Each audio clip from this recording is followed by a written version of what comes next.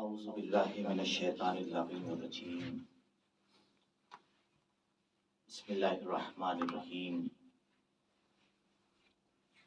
الحمدللہ الذی ہدانا للتمسک بالثقلین وجعل لنا القرآن قرۃ عین رب المشرقین والمغربین والصلاة والسلام علی مولانا و مولا الثقلین صاحب قاب قوسین جد الحسن والحسین ابی القاسم محمد اللهم صل على محمد وآل محمد وعجل فرجهم وآلہ الاطیبین الاطہرین المعصومین. اما بعد فقد قال اللہ تبارک و تعالی فی کتابہ المحکم وخطابہ المستحکم وقولہ الاحکم. بسم اللہ الرحمن الرحیم. وما خلقت الجن والانس الا لیعبدون. صلوات اللهم صل على محمد وآل محمد وعجل فرجهم. سامعین محترم، بڑی ہی مشہور و معروف آیہ کریمہ کی تلاوت کا شرف حاصل کیا. آپ میں سے اکثر حضرات اس آیت سے بھی واقفیت رکھتے ہیں اور ترجمے سے بھی واقفیت رکھتے ہیں. آواز قدرت آ رہی ہے وما خلقت الجن والانس الا لیعبدون. ہم نے جن و انس کی تخلیق صرف اور صرف عبادت کے لیے کی. اس نے ساری کائنات انسان کے لیے پیدا کی. سخر لکم الشمس والقمر، یہ چاند تمہارے لیے مسخر ہیں، یہ ستارے تمہارے لیے مسخر ہیں، یہ سورج تمہارے لیے، یہ ہوائیں تمہارے لیے، یہ پہاڑ تمہارے لیے، یہ سمندر تمہارے لیے. یہ پوری کائنات ہم نے تمہارے لیے پیدا کی ہے، تمہیں اپنے لیے پیدا کیا. عبادت کیوں چاہیے پروردگار عالم؟ کیا ضرورت ہے کہ ہم اپنی جبین نیاز کو اس کے سامنے جھکائیں؟ دیکھیے، فطرت انسانی چاہے وہ کتنا بھی آزاد بننا چاہے، انسان کتنا بھی الگ ہونا چاہے اور معاشرے سے کٹنا چاہے، لیکن اس نے ہماری پیشانی کو کچھ ایسا ڈیزائن کیا ہے کہ جب تک یہ پیشانی جھکے گی نہیں، چاہے انسان کتنا ترقی یافتہ ہو جائے، چاہے کتنا انسان ڈیولپ ہو جائے، لیکن یاد رکھیے یہ پیشانی کچھ ڈیزائن ایسے کی گئی ہے کہ جب تک اس خالق حقیقی کے آگے جھکے گی نہیں، اسے سکون نہیں ملے گا. آج تو ہم کلچرڈ ہیں، آج ہم تہذیب کے نمائندے ہیں، لیکن آپ ان پرانے سیولائزیشن کو دیکھیے جہاں خدا کا کوئی تصور نہیں تھا، جہاں رسولوں کا کوئی تصور نہیں تھا. چاہے وہ ہڑپن سیولائزیشن ہو، چاہے وہ موہن جودڑو کا سیولائزیشن ہو، یا میسوپوٹیمین سیولائزیشن ہو، عراق کے جتنے بھی سے آپ کو جہاں کھدائی میں جب کھدائی ہوئی اور یہ پتا چلا کہ صاحب ہزاروں سال پہلے یہاں پر کچھ انسان بسا کرتے تھے جن کے رہنے کا سلیقہ یہ تھا، جن کے کھانے کا طریقہ یہ تھا، اور ان تمام سیولائزیشن میں آپ کو ایک چیز کامن ملے گی، ان تمام سیولائزیشن میں عبادت خانے موجود تھے. یہ الگ بات ہے کہ وہ خدا واحد کی پرستش کرتے تھے کہ نہیں، یہ گارنٹی نہیں ہے، مگر اس کا مطلب یہ ہے کہ ڈیمانڈ اوریجنل ہوتی ہے. کبھی کبھی ڈیمانڈ اوریجنل ہوتی ہے. انسان کی انسٹنکٹ، انسان کی جبلت، انسان کی فطرت اس بات کی تمنا کر رہی ہے کہ کوئی ہو جس کے سامنے ہم اپنی پیشانی کو جھکائیں. مگر ہوتا کیا ہے کہ کبھی کبھی ڈیمانڈ اوریجنل ہوتی ہے، سپلائی ڈپلیکیٹ ہو جاتی ہے. لہذا ہر انسان عبادت ہماری فطرت میں ہے جب تک یہ پیشانی جھکے گی نہیں. اچھا پروردگار، تجھے عبادتوں کی کیا ضرورت تھی؟ تجھے نمازوں کی کیا ضرورت تھی؟ کیا قدرت کو کوئی ضروری، یا معاذ اللہ وہ کوئی پولیٹیکل لیڈر ہے کہ ہمارا سپورٹ اسے مضبوط بناتا ہے؟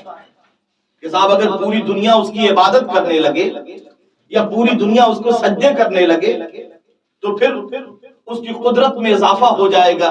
یہ ہو کہ صاحب اللہ مضبوط ہو رہا ہے. جس طریقے سے پولیٹیکل لیڈر ہوتے ہیں جتنا سپورٹ بڑھتا چلا جاتا ہے, جتنے ووٹ بڑھتے چلے جاتے ہیں, ان کی ہڈیاں مضبوط ہونے لگتی ہیں, ان کی ریڑھ کی ہڈی مضبوط ہو جاتی ہے. اور وہ یہ سمجھتے ہیں کہ ہم اب مضبوط ہو رہے ہیں کیونکہ پبلک ہمارے ساتھ ہے. تو کیا پروردگار ہماری عبادتوں کا محتاج ہے, ہماری نمازوں کا محتاج ہے؟ آواز قدرت آئے گی نہیں. ہم نے یہ جو عبادتوں کا تمہیں حکم دیا ہے, یہ عبادتیں جب تم بندگی اختیار کرو گے تو تمہارے اندر خود نکھار پیدا ہونے لگے گا, تمہارے اندر نکھار پیدا ہوگا. اور جیسے جیسے تمہارے اندر نکھار پیدا ہوگا, جتنی تم اپنے پروردگار کو سجدے کرو گے, جتنی جبین نیاز کو اس کی بارگاہ میں جھکاؤ گے, تمہارے اندر نکھار پیدا ہونے لگے گا, تمہارے اندر کمال پیدا ہونے لگے گا. جتنے اس کی ذات کو سجدے کرو گے اتنے ہی کمال پیدا ہوگا. تو جو انسان جسے کمال سمجھتا ہے, بڑی توجہ کیجیے گا, وہ ابدیت میں چھپا ہوا ہے, وہ بندگی میں چھپا ہوا ہے. کمال اس وقت تک حاصل نہیں ہو سکتا جب تک اس کی بندگی نہ ہو. جتنے سجدے کرو گے اتنا کمال حاصل ہوگا, جتنے سجدے کرو گے اتنا نکھار حاصل ہوگا. بڑی توجہ بھئی, نمازوں کا فلسفہ یہی تو ہے کہ نمازیں اور عبادتیں آپ کے اندر کمال پیدا کرتی ہیں, آپ کو برائیوں سے روکتی ہیں. تو جیسے جیسے آپ کے اندر کمال پیدا ہوگا, جتنے سجدے ہوں گے اتنا کمال پیدا ہوگا. بڑی توجہ, بس یہی فرق ہے. جسے سجدے بلند کرے, نہیں غور کر رہے ہیں آپ, جسے سجدے بلند کرے, آپ جتنے سجدے کریں گے اتنا کمال پیدا ہوگا. اور کچھ ذات وہ ہیں کہ جو سجدوں کو کمال پیدا کرتی ہیں, جو سجدوں میں کمال پیدا کرتی ہیں, جو سجدوں میں نکھار پیدا کرتی ہیں. یعنی سجدے جسے بلند کرے وہ ہم ہیں, اور جو سجدوں کو بلندی عطا کرے اسے سید سجاد کہتے ہیں. اسے سید سجاد کہتے ہیں.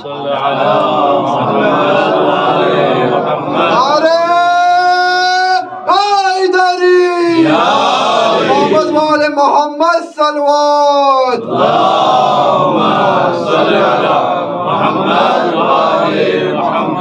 وہ عبادتیں ہیں جو ہمارے اسٹیٹس کو بلند کرتی ہیں, ہمارے وقار کو بلند کرتی ہیں, ہمارے اندر کمال پیدا کرتی ہیں. سجدے ہمارے اندر کمال پیدا کرتے ہیں, مگر جو سجدوں کے اندر کمال پیدا کرے اسے سید سجاد کہتے ہیں. جو عبادتوں کو مقام معبود تک پہنچا دے, جو عبادتوں کو مقام کمال تک پہنچا دے, اسے زین العابدین کہتے ہیں. یہ القاب ہے سید سجاد کے, زین العابدین. کبھی تصور کیجئے, سوچئے, آج ایک تصور پیدا ہوا ہے کہ صاحب آزاد ہو جائے, آزاد ہو جائے. دنیا کے بڑے بڑے فلسفر نظریہ پیش کر رہے ہیں. سارٹر اور ہائیڈگر, یہ دو بہت بڑے فلسفر تھے ویسٹرن کے. انہوں نے ایک نظریہ پیش کیا کہ انسان کو آزاد ہونا چاہیے, انسان کو آزاد ہونا چاہیے. آج آپ یہ دیکھیے, انسان نہ جانے کتنے قوانین میں گرفتار ہے. کچھ سماج کے قانون ہوتے ہیں, کچھ ملک کے قانون ہوتے ہیں, کچھ مذہب کے قانون ہوتے ہیں. انسان قانونوں کی زنجیروں میں جکڑا ہوا ہے. آج آزادی کا تصور پیش کیا جا رہا ہے کہ صاحب انسان آزاد ہے, اسے کوئی قانون قید نہیں کر سکتا, اسے کوئی قانون بند نہیں کر سکتا. لیکن یاد رکھیے, سارٹر اور ہائیڈگر یہ دو بہت بڑے فلسفر ہیں. انہوں نے نظریہ پیش کیا کہ انسان کو آزاد پیدا کیا گیا ہے. بہت سی چیزیں ہوتی ہیں جنہیں ٹبوز کہا جاتا ہے, یعنی وہ سماجی قانون ہوتے ہیں. ایک ملک کا قانون ہو سکتا ہے کہ کلچر اور ثقافت کے حساب سے وہ قوانین بدلتے رہتے ہوں. ایک ملک کا قانون کچھ اور ہو, دوسرے ملک کا قانون کچھ اور. سماجی قوانین کچھ ہوتے ہیں, ملکی قانون کچھ ہوتے ہیں. ایک ملک کا قانون کچھ اور ہے, دوسرے ملک کا ممکن ہے کہ دوسرا ہو, لیکن قید و بند کی منزلیں ہیں. اور سب سے بڑا جو قانون آپ کے اوپر عائد ہوتا ہے وہ شریعت کا قانون. جب شریعت کا قانون عائد ہوتا ہے تو ایک آزادی کا, انسان چونکہ ان زنجیروں کو توڑنا چاہتا ہے کہ ہم زنجیروں میں قید و بند نہیں رہنا چاہتے, ہم گرفتار نہیں رہنا چاہتے, ہم آزاد ہونا چاہتے ہیں. تو ایک کانسیپٹ آف فریڈم پیش کیا گیا کہ آزادی کا نظریہ, کسی کو حق نہیں ہے, نہ کسی سماج کو, نہ کسی مذہب کو, نہ کسی ملک کو, نہ کسی قانون کو, کہ وہ انسان کو پابند کرے, اس لیے کہ وہ آزاد پیدا کیا گیا ہے. بڑی توجہ کیجیے گا، وہ آزاد پیدا ہوا ہے۔ تو سارٹر اور ہائیڈگر، یہ دو فلسفر ہیں، انہوں نے نظریہ پیش کیا کہ انسان آزاد پیدا ہوا ہے تو کسی کو اختیار نہیں ہے کہ اسے پابند بنائے۔ بڑی توجہ، اسلام نے بھی یہی نظریہ پیش کیا۔ اسلام نے یہ نہیں کہا کہ ہم نے تمہیں قید کر کے پیدا کیا ہے، اسلام نے بھی یہی کہا تم آزاد پیدا کیے گئے ہو۔ مولا کائنات علی ابن ابی طالب علیہ الصلوۃ والسلام ارشاد فرماتے ہیں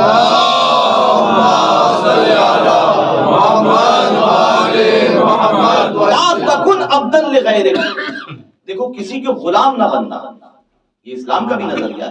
لا تکن عبدا لغیرک، کسی کے غلام نہ بننا۔ فقد جعلک اللہ حرا، بھئی آپ جو آج فریڈم کے اصول پیش کر رہے ہیں، آزادی کا تصور پیش کر رہے ہیں، مولا نے 1400 سال پہلے کہا کہ تمہیں آزاد پیدا کیا گیا ہے، مگر فرق ہے، بڑی توجہ، آج کی ماڈرن فلسفی نے کہا کہ تم آزاد پیدا ہوئے ہو، اور مولا نے کہا تم آزاد پیدا کیے گئے ہو۔ آزاد پیدا ہونا اور ہے، آزاد پیدا کیا جانا اور ہے۔ مولا ارشاد فرما رہے ہیں کہ تمہیں آزاد پیدا کیا گیا ہے، اس کا مطلب یہ ہے کہ تم آزاد ہو مگر اس پیدا کرنے والے کا حق تم پر ہے۔ اور یہی وجہ ہے کہ اگر صرف اور صرف اس کے آگے جھکو گے، تم دنیا کی ہر چیز کے لیے آزاد ہو، تمہیں اور کسی کا کوئی غلام نہیں بنا سکتا، نہ تمہیں فکری غلام بنا سکتا ہے، نہ تم پر کوئی دباؤ ڈال سکتا ہے، لیکن شرط یہ ہے کہ اگر اس کے غلام بن جاؤ گے، اگر اس کے بندے بن جاؤ گے، تو پھر دنیا کی کوئی طاقت تمہیں دبا نہیں سکتی، تمہیں ڈرا نہیں سکتی۔ لیکن اگر اس سے پیشانی ہٹا دو گے اور اس کا سجدے سے انکار کر دو گے، تو پھر کبھی استعمار کے غلام ہوگے، کبھی ایجوکیشن کے غلام ہوگے، کبھی دولت کے غلام ہوگے، کبھی شہرت کے غلام ہوگے، دنیا کے ہر دروازے پر ناسیہ سائی کرو گے، ہر دروازے پر اپنی جبین کو جھکاؤ گے، لیکن وہ پیشانی جو اس کے آگے جھکتی ہے پھر وہ کہیں اور کائنات میں جھکتی نہیں ہے۔ شاید اسی لیے علامہ اقبال نے کہا تھا وہ ایک سجدہ جسے تو گراں سمجھتا ہے، ہزار سجدوں سے دیتا ہے آدمی کو نجات، ہزار سجدوں سے دیتا ہے آدمی کو نجات۔ وہ ایک پیشانی جو اس معبود حقیقی کے آگے جھکتی ہے پھر وہ کسی کے محتاج نہیں ہوتی۔ سبحان اللہ۔ تمہیں آزاد پیدا کیا گیا ہے، تمہیں آزاد پیدا کیا گیا، تمہیں کوئی غلام نہیں بنا سکتا۔ فقط خلق اللہ، فقط جعلک اللہ حرا، اللہ نے تمہیں آزاد پیدا کیا ہے۔ تو جب آزاد پیدا کیا ہے تو جس نے پیدا کیا ہے اس کا حق ہے۔ بڑی توجہ کیجیے گا، عبادتوں کو کمال پر اہل بیت نے پہنچایا۔ سید الساجدین، زین العابدین، یہ القاب ہیں۔ سید سجاد کے نام کیا تھا؟ القاب اتنے مشہور ہوئے، نام اگر آپ دیکھیں تو علی ابن الحسین۔ مولا کو اپنے بابا سے اتنا پیار تھا کہ مولا نے اپنے تمام بیٹوں کا نام علی رکھا تھا، علی اکبر، علی اصغر، علی اوسط، یہ نام رکھے تھے۔ اور یہی وجہ ہے کہ جب ابن زیاد کے دربار میں، آپ تصور کریں، ابن زیاد کے دربار میں ابن زیاد نے پوچھا کہ یہ کون ہے؟ تو امام نے جواب دیا کہ میں علی اوسط ہوں۔ تو وہ کہتا ہے کہ ہم نے تو سنا تھا کہ علی کربلا میں شہید ہو گئے، علی کربلا میں شہید ہو گئے۔ امام نے فرمایا کہ وہ علی اکبر تھے، اور جو آغوش میں قتل ہوئے، شہید ہوئے، وہ علی اصغر تھے، میں علی اوسط ہوں۔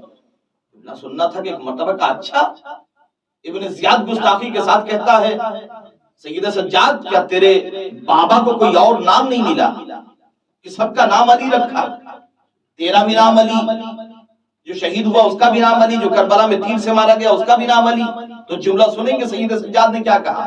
سید سجاد نے ارشاد فرمایا کہ اگر خدا میرے بابا کو 100 بیٹے عطا کرتا تو میرا بابا سب کے نام علی رکھتا، سب کے نام علی رکھتا ہے، یعنی اول بھی علی ہے، آخر بھی علی ہے، درمیانی بھی علی ہے۔ اب آپ تصور کیجئے یہ کیا معجزہ ہے کہ ابن زیاد کے دربار میں وہ پوچھتا جا رہا ہے، سید سجاد بتاتے جا رہے ہیں وہ کون تھا علی، یہ کون تھا علی، تم کون ہو علی۔ ارے ابن زیاد کے دربار میں علی علی علی کے نعرے لگنے لگے۔ صلوات پہ محمد والے محمد پر۔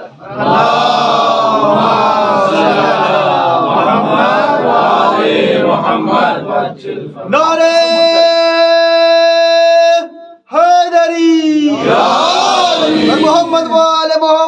أنت الصلوات اللهم صل على محمد وآل محمد وجل. عبادتوں کو کس معیار اور کس کمال تک پہنچایا ہے اہل بیت. اگر آپ تصور کریں، سوچیں، کبھی غور کریں، عبادتوں کو کس معیار پر پہنچا دیا، کس مقام پر پہنچا دیا. یہ ہے سید سجاد، جن کے کردار آپ یہ دیکھیے. اگرچہ دور کس طریقے سے امام کیسے ہوتا ہے، تبلیغ کا انداز کیا ہے. امام واقع کربلا کے بعد 40 سال تک یا اس سے کچھ زیادہ مدت تک سید سجاد، یا اس سے کچھ کم مدت تک 36 سے 40 سال تک کی روایتیں موجود ہیں، زندہ رہے. اور رہنے کے بعد آپ یہ دیکھیے تبلیغ کس طریقے سے کریں. مگر امام ہوتا ہے. 5ویں امام 6ٹھے امام کو مواقع ملے تو آپ نے احادیث کا انبار لگا دیا. مولائے کائنات کی آثار نہج البلاغہ کی صورت میں موجود ہیں. خطبے دیے ہیں، توحید پر خطبے دیے ہیں، وہ آج بھی آثار موجود ہیں. مگر سید سجاد واقع کربلا کے بعد کتنے مجبور ہیں، نہ مسجد میں خطبہ دے سکتے ہیں، نہ کھل کے تبلیغ کر سکتے ہیں. لیکن کمال ہے امام کی. امام کس حد تک باریک بینی سے تبلیغ کے فرائض انجام دیتا ہے. آپ اگر سیرت حیات امام زین العابدین علیہ السلام پڑھیں گے تو آپ کو اندازہ ہوگا. امام نے اس انداز سے غلاموں کو خریدا ہے. سب سے زیادہ غلاموں کو خریدنا اور آزاد کرنا کیا فلسفی ہے. آپ تصور کریں بھائی، خطبے دینے سے انکار کر سکتے ہو، حدیث بیان کرنے سے انکار کر سکتے ہو، تبلیغ کرنے سے منع کر سکتے ہو، غلام آزاد کرنے سے تو منع نہیں کر سکتے. تاریخ لکھتی ہے کہ سید سجاد غلاموں کو خریدتے تھے اور ان کی تربیت کرتے تھے. کسی کو فقیہ بناتے تھے، کسی کو محدث بناتے تھے، کسی کو وہ تمام کمالات انہیں عطا کرتے تھے اور علوم اہل بیت ان کے سینے میں اتارتے تھے. اور 3 سال 4 سال 5 سال 7 سال کی تربیت کے بعد انہیں سوسائٹی اور سماج میں چھوڑ دیا کرتے تھے. آپ تصور کریں کیا سیاست تھی.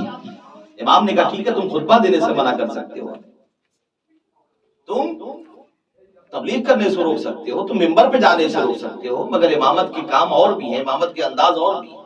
غلاموں کو خریدتے تھے. اور تاریخ یہ لکھتی ہے کہ جب وہ غلام سماج اور سوسائٹی میں جاتے تھے تو وہ غلام بہترین مبلغ ہوا کرتے تھے، بہترین عالم ہوا کرتے تھے، اور جا کے نہ جانے کتنے لوگوں تک علوم اہل بیت پہنچاتے تھے. یہ ہے طریقہ.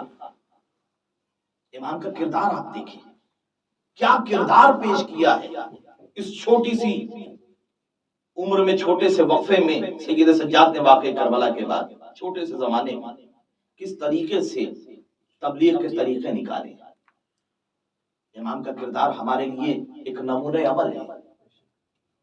آپ تصور کریں، تاریخ لکھتی ہے کہ مولا بیٹھے ہوئے ہیں، ایک شخص جو امام کو برا بھلا کہہ رہا ہے، امام کو برا بھلا کہہ رہا ہے.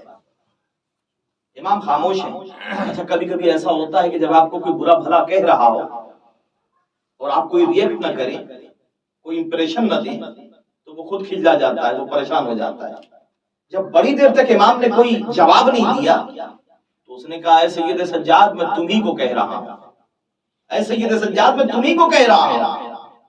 امام نے کہا کہ ہاں اتنی دیر سے میں تمہیں کو معاف کر رہا ہوں، اتنی دیر سے میں تجھے ہی معاف کر رہا ہوں. یہ ہے کردار. آپ یہ دیکھیے سوسائٹی اور سماج میں کچھ لوگ ہوتے ہیں جو بکھری ہوئی باتوں کو، نہ جانے کہاں کی باتوں کو لا کے آپ کے اوپر سیٹ کر دیتے ہیں. ہوتا ہے کبھی کبھی ایسا. لیکن امام نے کیا طریقہ بتایا. آج دیکھیے ہم کتنے فلٹر استعمال کرتے ہیں. آج کا زمانہ یہ ہے کہ ہر چیز میں فلٹر استعمال ہو رہا ہے، ہر جگہ ریفائنمنٹ استعمال ہو رہا ہے. Single refine, double refine, triple refine. ہم آئل لینے جا رہے ہیں تو ریفائنمنٹ کے ساتھ، ہم آٹا لے رہے ہیں تو وہ بھی ریفائن کیا ہوا. ہر چیز میں ریفائنمنٹ ہے آج کے زمانے میں. لیکن کبھی ہم نے سوچا کہ ہماری زندگی میں، ہمارے عمل میں کتنے ریفائنمنٹ کی، کتنے فلٹر کی ضرورت ہے. امام سجاد بیٹھے ہوئے، ایک شخص آیا اور آنے کے بعد کہتا ہے مولا کبھی کبھی ایسا ہوتا ہے، آپ سے لینا دینا کچھ نہیں، مگر لوگ آتے ہیں اور آنے کے بعد کہتے ہیں فلاں فلاں یہ کہہ رہا تھا آپ کے بارے میں. نہ جانے کیا شوق ہوتا ہے. اب وہ آیا اور آنے کے بعد کہنے لگا کہ مولا آپ کو پتا ہے فلاں آدمی یہ کہنا چاہے. امام نے کہا ایک منٹ رک جاؤ ذرا سے, یہ بتاؤ جو تم بات مجھے بتانے والے ہو. لیکن ٹرپل فلٹر امام نے کس طریقے سے پیش کیا. امام نے کہا یہ بتاؤ کہ جو تم بات بتانے والے ہو اس کا مجھ پر کوئی فائدہ ہوگا؟ بھائی وہ بات اگر میں سنوں تو میرے علم میں اضافہ ہوگا. تھوڑی دیر سوچا کہ نہیں آپ کو کوئی فائدہ نہیں ہے. امام نے کہا کہ اچھا ٹھیک ہے چلو میرا کوئی فائدہ نہیں ہے. یہ جو تم بات بتانے جا رہے ہو اس سے تمہیں کوئی فائدہ ہوگا؟ تمہیں کوئی فائدہ ہوگا؟ اس نے سوچا کہ نہیں مولا میرا بھی کوئی فائدہ نہیں. امام نے کہا اچھا جس نے کہا ہے اس کا کچھ فائدہ ہوگا؟ اس نے کہا کہ نہیں مولا اس کا بھی کوئی فائدہ نہیں ہے. امام نے کہا تو پھر ایسی بات کرنے سے فائدہ کیا ہے؟ اور تو اڑتے ہوئے ہوا میں تیر کو میرے اوپر لانے کے لیے کیوں کوشش کر رہا ہے؟ بھائی اس نے برائی کی ہے, اس نے ہوا میں تیر مارا ہے, تو ہوا میں اڑتے ہوئے تیر کو نشانے پہ لگانے کی کوشش کر رہا ہے. صلوات پڑھیں محمد والے محمد پر. اللہم صلی علی محمد وآل محمد وسلم. کچھ لوگوں کی عادت ہوتی ہے کہ وہ ہوا میں اڑتے ہوئے تیر کو لا کے نشانے پہ لگانے کی کوشش کرتے ہیں. بھئی کسی نے کوئی بات کہی, ہم اپنا زاویہ چینج کریں. امام نے جو ہمیں تربیت دی, ہم اپنی سوچ بدلیں, ہم اپنی فکر بدلیں کہ ٹھیک ہے وہ اگر کچھ کہہ رہا ہے تو اس کے کہنے سے ہمارے اوپر تو کوئی فرق نہیں پڑنے والا ہے. اگر ہر آدمی امام کی سیرت کو اپنا لے, ہم اپنی آنکھوں سے تعصب کی اینک اتار دیں, تعصب کا چشمہ اتار دیں, ہمارے دیکھنے کا نظریہ بدل جائے. ہم پوری دنیا کو صحیح کرنے کی کوشش کرتے ہیں. ہم یہ سوچتے ہیں کہ صاحب ہم ہی صحیح ہیں, سب خراب ہیں, یہ خراب ہیں, وہ خراب ہیں. یورپ کا ایک بہت بڑا فلسفر تھا, اس نے جب پڑھائی کی اور آنکھیں کھولی تو اسے سمجھ میں آیا کہ پوری کنٹری بیکار ہے, کسی کام کی نہیں ہے, سب بہت برے ہیں, سب بہت جھوٹے ہیں. اور اس نے ایک ڈٹرمنیشن لیا, ایک عہد مصمم لیا. اس نے کہا کہ میری زندگی یہ ہوگی کہ میں پوری کنٹری کو بدل دوں گا. بڑی توجہ کیجیے گا, اس نے کہا میں پوری دنیا کو بدل دوں گا, میں پوری کنٹری کو بدل دوں گا.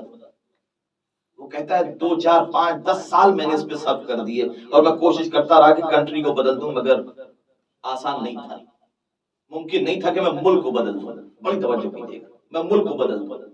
وہ یہ کہتا ہے کہ پھر میں نے سوچا کہ ملک کو بدلنا آسان نہیں ہے, ایسا ہے کہ اپنے شہر کو بدلنے کی کوشش کرتا ہوں. اس نے شہر کو بدلنا شروع کیا.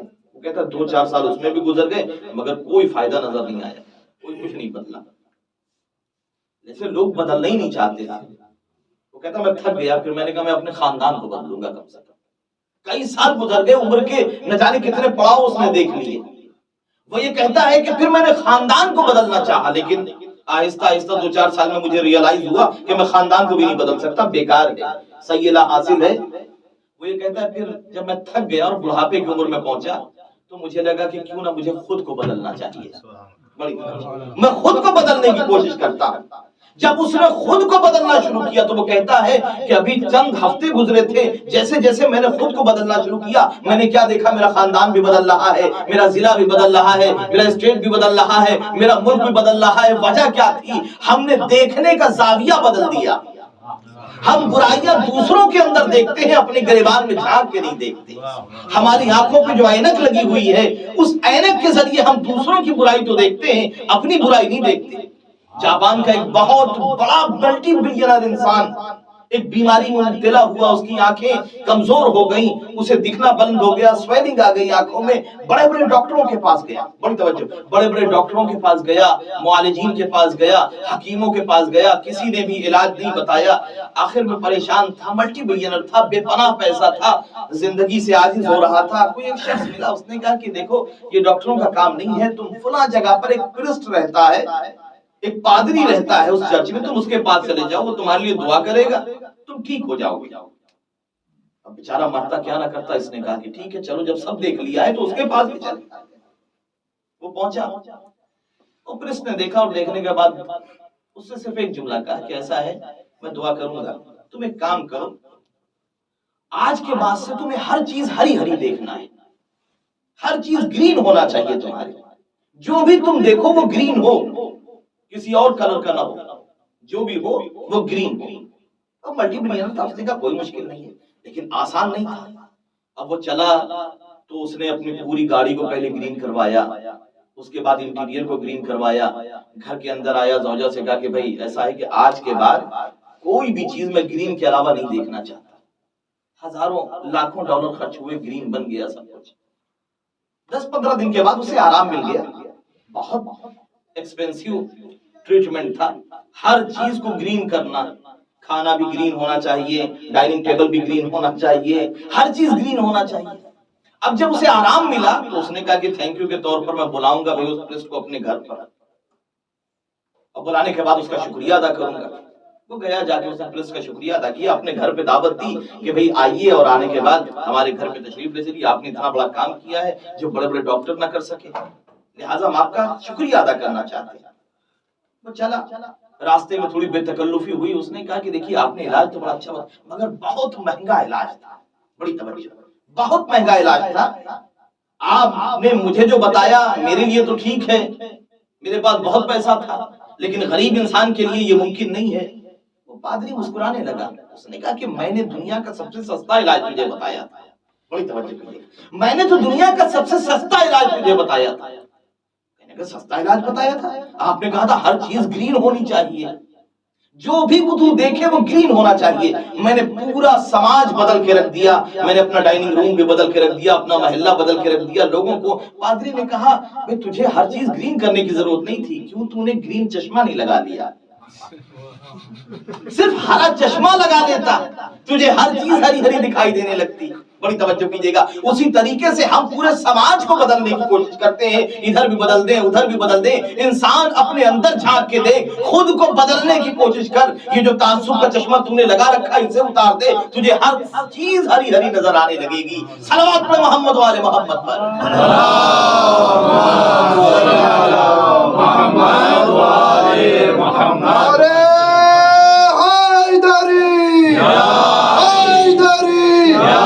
محمد والے محمد صلوات۔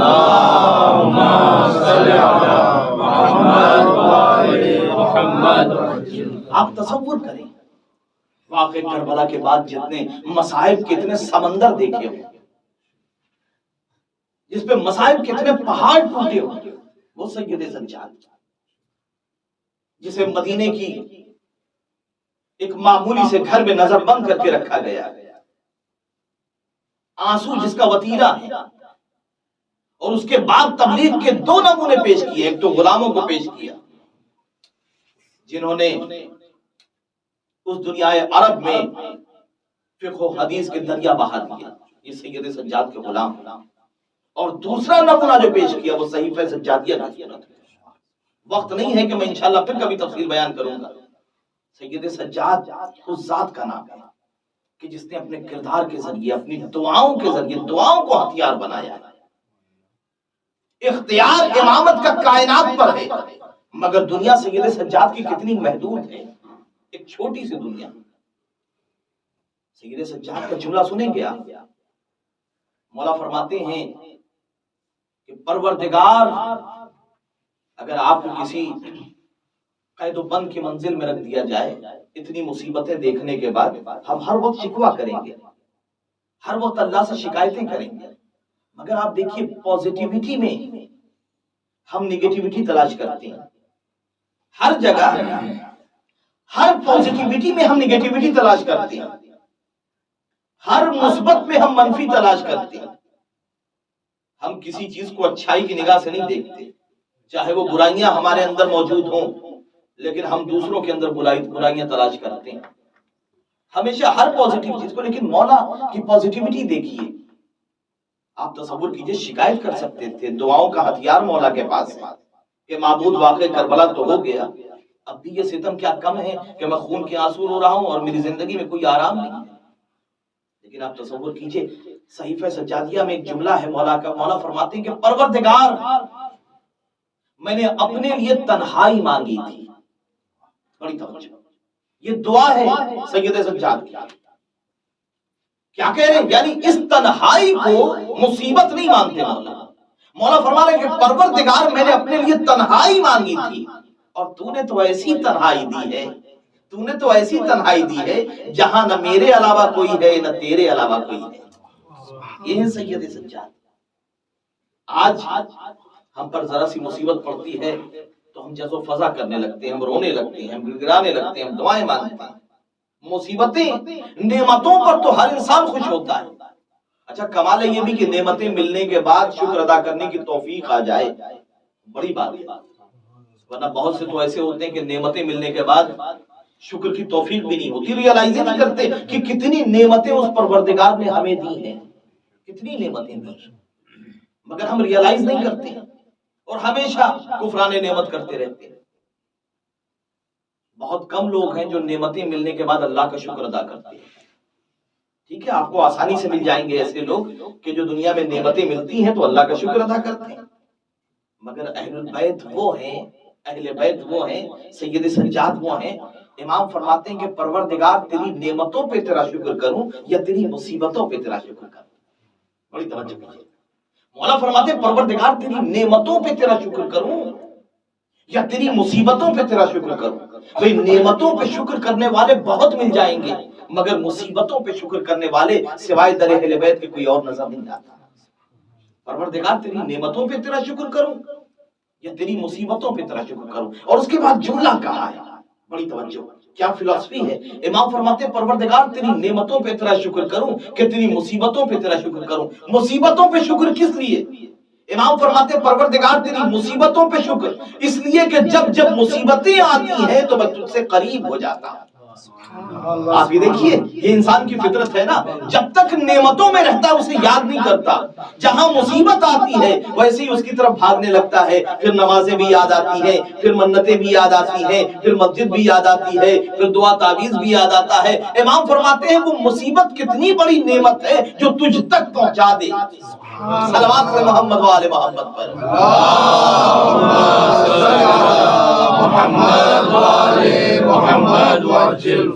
امام نے اپنی مختصر سی زندگی میں تبلیغ کے وہ عظیم نمونے پیش کیے ہیں۔ صحیفہ سجادیہ انشاءاللہ کبھی وقت ہوگا تو بیان کروں گا، وقت نہیں ہے کہ تفصیل میں جاؤں۔ صحیفہ سجادیہ کی دعائیں اگر آپ غور سے دیکھیں، سید سجاد کے آزاد کیے ہوئے غلاموں کی تفصیل اگر آپ دیکھیں تو کس انداز سے کیسے کیسے غلام پیدا کیے۔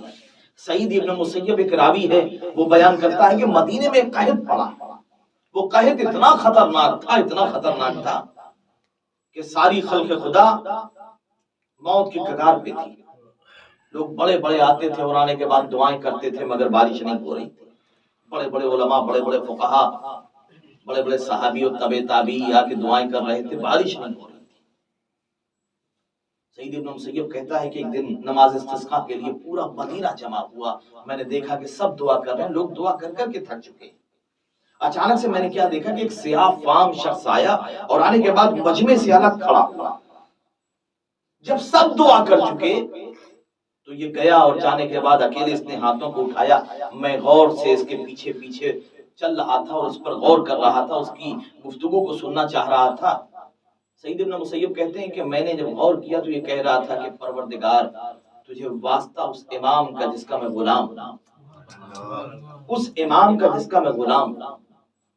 اب خلق خدا بہت پیاسی ہے، لہذا ابر بارہ کو بھیج دے۔ وہ کہتا ہے کہ ابھی وہ سجدے سے سب نہیں اٹھا پایا تھا کہ بارش آنے لگی، بڑی توجہ کیجیے، بارش آنے لگی۔ مرتبہ سعید ابن مسیب کہتے ہیں میں حیران ہو گیا کہ اتنے لوگ ایک طرف، یہ سیاہ فام غلام، اور اس نے دعا کی اور فوراً بارش ہونے لگی۔ اور اس کے بعد نہ کسی مرتبے کی چاہت، نہ کسی احترام کی امید، وہ خاموشی سے آہستہ آہستہ قدم بڑھاتا ہوا۔ سعید ابن مسیب کہتے ہیں کہ میں دیکھتا رہا کہ کس دروازے پہ جا رہا ہے۔ اب جو میں نے غور کیا تو دیکھا کہ یہ سید سجاد کے گھر کے اندر گیا، سید سجاد کے گھر کے اندر گیا۔ سعید ابن مسیب کہتے ہیں کہ میں گھبرایا ہوا گھر پہ آیا، کیسے کیسے رات گزری، صبح ہوئی، میں دوسرے دن سید سجاد کی خدمت میں گیا اور ہاتھوں کو جوڑ کے کہا کہ مولا آپ کے پاس بہت غلام ہیں، مجھے ایک غلام چاہیے۔ امام نے کہا کہ جتنے غلام ہیں جس کو تو منتخب کر لے جا، میں آزاد کر دیتا ہوں تیرے لیے۔ سعید کہتے ہیں کہ نہیں مولا، ایک خاص غلام ہے جو مجھے چاہیے۔ امام نے کہا کہ تو جو غلام تو چاہتا ہے، غلاموں کو بلایا۔ سعید ابن مسیب کہتے ہیں کہ 70 غلاموں کی لائن لگ گئی، قطار لگ گئی۔ اب جو میں نے تلاشنا شروع کیا تو مجھے وہ غلام نظر نہیں آیا. میں نے کہا مولا جو مجھے چاہیے وہ دکھائی نہیں دے رہا. امام نے کہا کوئی بچا ہوا ہے؟ کہاں کچھ لوگ ہیں جو کام کر رہے ہیں. امام نے کہا سب کو بلایا جائے. سید ابن مسیب کہتے ہیں کہ وہ جو آیا تو آنے کے بعد وہ لوگوں کے پیچھے چھپ رہا تھا. میں نے اشارہ کیا مجھے یہ چاہیے. بڑی توجہ کیجیے. امام نے اسے بلایا, کہا میں نے تجھے آزاد کیا اور تو آج سے جا, میں نے تجھے اس کی غلامی میں دیا, سعید ابن مسیب کی غلامی میں دیا. تاریخ لکھتی ہے کہ ایک مرتبہ اس نے ہاتھوں کو پھر بلند کیا اور جیسے ہی ہاتھوں کو بلند کیا دعا تمام ہوئی, زمین پہ گرا, انتقال ہو گیا. تاریخ لکھتی ہے کہ ایک مرتبہ سعید ابن مسیب نے کہا کہ میں نے کیا غضب کر دیا. امام نے کہا اس نے دعا مانگی تھی, جس دن یہ اس در پہ آیا تھا اس نے دعا مانگی تھی کہ پروردگار جب تک در اہل بیت پہ جھکوں تب تک کی زندگی دینا, اور جب اس در سے جانے لگوں. امام نے کہا تو کیا سمجھتا ہے یہ غلام کوئی معمولی غلام نہیں تھا, یہ مستجاب الدعوات تھا. بڑی توجہ, یہ دعا کرتا تھا, دعا پوری ہوتی تھی. اب آپ تصور کریں کہ جس کے غلام ایسے ہوں اس کے امام کیسے ہوں گے. صلوات پہ محمد والے محمد پر.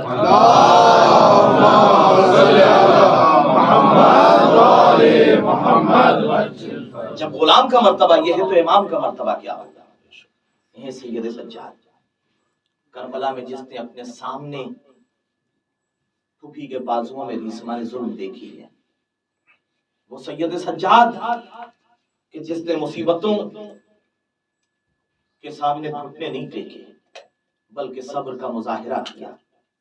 ارباب ازا کبھی آپ تصور کیجئے سید سجاد کی زندگی, جب آپ سے پوچھا گیا ہے کہ سب سے زیادہ مصیبتیں کہاں پڑی تو آپ نے یہی جملہ کہا تھا, الشام الشام الشام. سب سے زیادہ مصیبتیں شام میں پڑی. ارباب ازا روایتیں بیان کرتی ہیں کہ جب بازار سے گزرتے تھے تو قصاب اپنے اپنے جانوروں کو چھپا لیا کرتے تھے, کہیں ایسا نہ ہو کہ سید سجاد سر بریدہ دیکھ لیں. ارباب ازا تاریخ لکھتی, قصاب جلدی سے اپنے جانوروں کو چھپانے کی کوشش کر رہا تھا مگر دیکھ نہ پایا. سید سجاد آ گئے, جلدی سے چاہ رہا تھا کہ چھپائیں. سید سجاد نے کہا نہیں ہے قصاب, میں جانوروں کو ذبح کرنے سے منع نہیں کرتا, ارے جانور ذبح کرنا تو میرے نانا کی سنت ہے, لیکن بس اتنا سوال کر رہا ہوں جواب دے دو. یہ بتاؤ قتل کرنے سے پہلے, ذبح کرنے سے پہلے پانی تو پلا دیتے ہو. ایک مرتبہ قصاب نے ہاتھوں کو جوڑ دیا, آقا ارے ہماری یہ مجال جب تک جانور اپنی طرف سے اپنے دہن کو ہٹا نہیں لیتا ہم پانی نہیں ہٹاتے. تو ایک مرتبہ کربلا کا رخ کر کے کہا بابا ارے قصابوں کا طریقہ یہ ہے کہ جب اپنے جانوروں کو بغیر پانی پلائے ذبح نہیں کرتے, لیکن ہائے میرا بابا 3 دن کا بھوکا پیاسا مارا گیا. ہائے وہ کیسے ظالم تھے جنہوں نے حسین کو 3 دن کا بھوکا اور پیاسا شہید کر دیا. اب آپ سید سجاد کے کلیجے سے پوچھئے. ایک راوی ہے ابن منذر, شاید آپ نے روایت سنی ہوگی, آیا امام کی خدمت میں, آنے کے بعد کہتا ہے کہ مولا یہ بتائیے سب سے زیادہ مصیبتیں کہاں پڑی. ارباب ازا دل پہ ہاتھ رکھ کے سنیے گا. امام نے فرمایا ابن منذر نہ پوچھ برداشت نہ کر پائے گا. روایتیں میں ایک تو منہال والی روایت ہے جو آپ سماعت کرتے ہیں, اور ایک روایت ابن منذر آ کے کہتا مولا سب سے زیادہ مصیبتیں کہاں پڑی.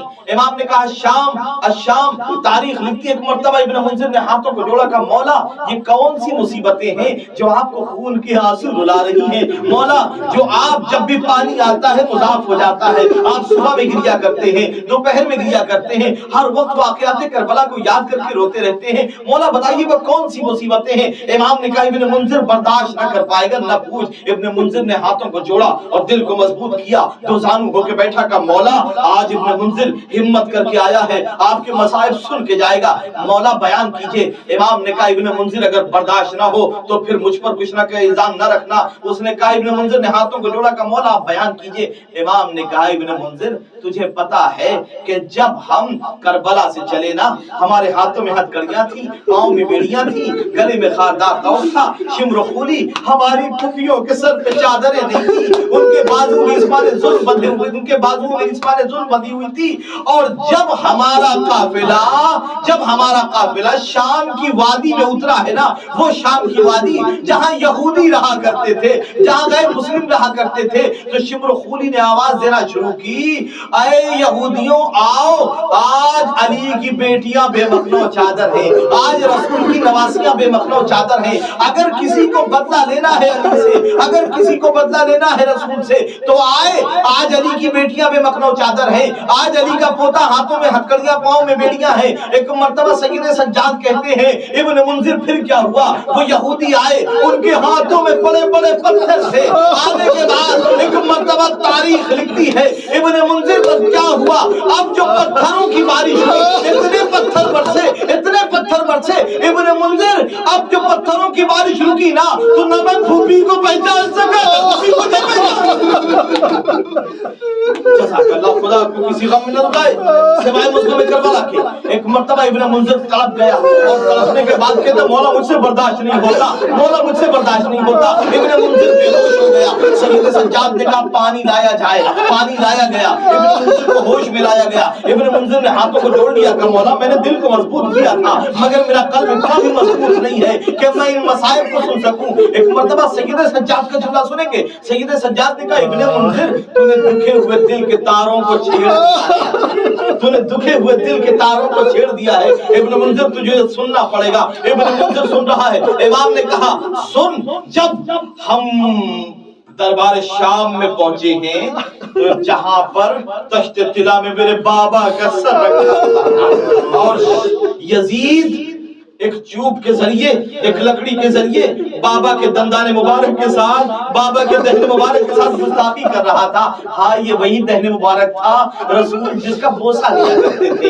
ایک مرتبہ یزید نے کہا آج حسین کا سر میرے پاس موجود ہے، اگر کسی کو حسین سے بدلہ لینا ہے تو آئے۔ ایک شقی کھڑا ہوا کہ حسین نے کربلا میں اپنا تازیانہ گھوڑے کو اٹھانے کے لیے گھوڑے کو مارنے کے لیے اٹھایا تھا لیکن وہ تازیانہ مجھے لگ گیا تھا، میں آج حسین سے بدلہ لینا چاہتا ہوں۔ ایک مرتبہ تازیانہ لہرایا، یزید نے اجازت دی، اس نے تازیانہ لہرایا۔ سکینہ نے ہاتھوں کو جوڑا اور جوڑنے کے بعد کہا بھیا سید سجاد کیا آپ میرے بابا کے سر کے ساتھ گستاخی ہوگی، کیا آپ میرے بابا کے سر کے ساتھ گستاخی ہوگی۔ ایک مرتبہ سید سجاد کی طرف کے بہن گھبرانا نہیں، ارے جب میں نانا رسول اللہ کا بدلہ دے سکتا ہوں، جب میں بابا دادا علی مرتضیٰ کا بدلہ دے سکتا ہوں تو میں اپنے بابا کا بدلہ بھی دے سکتا ہوں۔ بیمار نے ہتھکڑیوں کو سنبھالا، بیڑیوں کو سنبھالا اور سنبھالنے کے بعد کہا شقی تجھے جتنے بھی تعزیانے مارنا ہے نا میرے بابا کے سر کے ساتھ گستاخی نہ کر، تجھے جتنے بھی تعزیانے مارنا ہے وہ سید سجاد موجود ہے اتنے تعزیانے مارنا۔ ایک مرتبہ شقی آیا، کبھی دائیں طرف جاتا ہے کبھی بائیں طرف جاتا ہے۔ یزید نے کہا تعزیانہ کیوں نہیں مارتا، کیا بات ہے، کبھی دائیں طرف جا رہا ہے۔ ایک مرتبہ شقی کہتا میں وہ جگہ تلاش رہا ہوں جو زخمی نہ ہو۔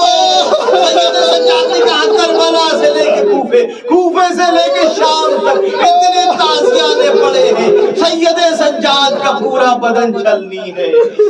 کوئی ایسی سیعلم الذین ظلموا ای منقلب ینقلبون۔ علامۃ اللہ القوم الظالمین۔